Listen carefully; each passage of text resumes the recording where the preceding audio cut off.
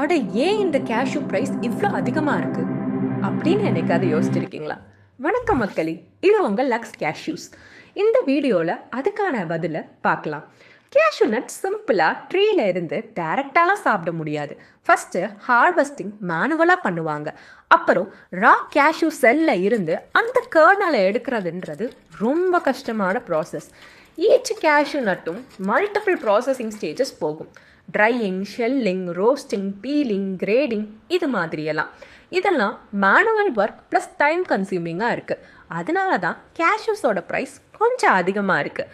ஆனால் இந்த cashews really ஒர்த்தா அப்படின்னு நீங்கள் கேட்டிங்கன்னா எஸ்.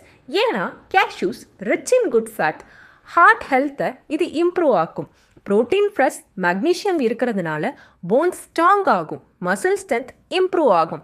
டெய்லி கொஞ்சம் கேஷ்யூஸ் சாப்பிட்டா எனர்ஜி பூஸ்ட் ஆகும், பிரெயினோட ஃபங்க்ஷனும் இம்ப்ரூவ் ஆகும். ஆல்சோ ஸ்கின் அண்ட் ஹேர் க்ரோத்துக்கு இது ரொம்ப நல்லதாக இருக்குது. ஸோ நெக்ஸ்ட் டைம் கேஷ்யூ ப்ரைஸை பார்த்து பயப்படாமல் குவாலிட்டி அண்ட் ஹெல்த்துக்கு இன்வெஸ்ட் பண்ணுறீங்கன்னு நினச்சிக்கோங்க.